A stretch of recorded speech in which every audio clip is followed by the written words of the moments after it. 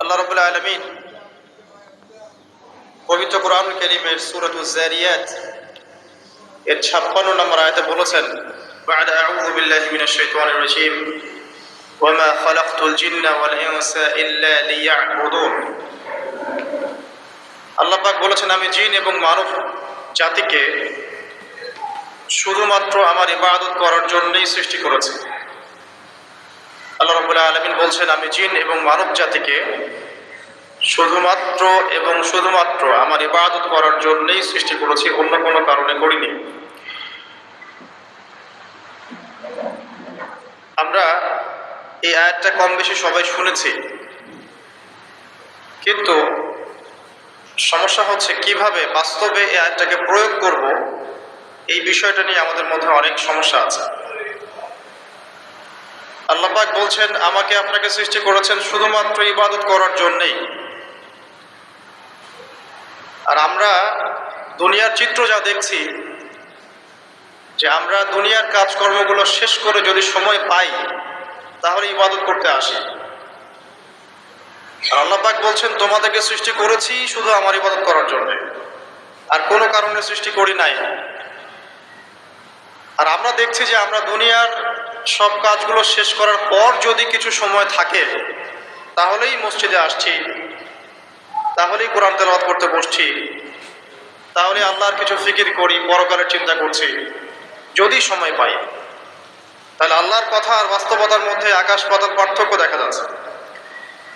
তো যদি আমাদের পুরো জীবনটাকে আল্লাহর ইবাদতে কাটাতে হয়, তাহলে বাস্তবিকভাবে কি করণীয়, প্র্যাকটিক্যালি আমরা কি করব, এই বিষয়টা নিয়ে আজকে ইনশাআল্লাহ কথা বলবো। মা তাওফীকি ইল্লা বিল্লাহ, আলাইহি তাওয়াক্কালতু ওয়া ইলাইহি উনীব। সবার আগে যে বিষয়টা জানা দরকার সেটা হলো ইবাদত কি জিনিস। ইবাদত মানে হচ্ছে আনুগত্য এবং দাসত্ব। কার আনুগত্য, কার দাসত্ব? একমাত্র আল্লাহ রাব্বুল আলামিনের আনুগত্য এবং তার দাসত্ব। এই আনুগত্য এবং দাসত্ব কার পদ্ধতিতে হবে?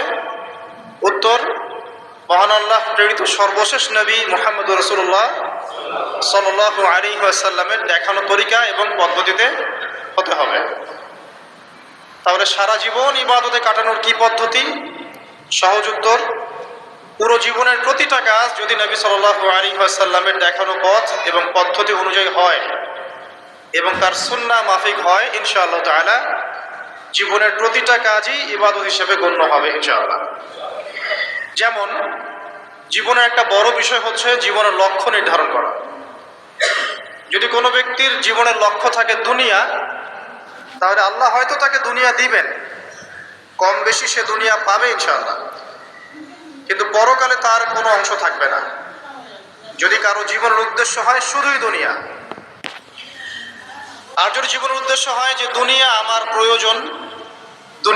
প্রয়োজন, এখানে আমি মুসাফিরের মতো আছি, যতটুকু প্রয়োজন ততটুকু গ্রহণ করব, ভোগ করব,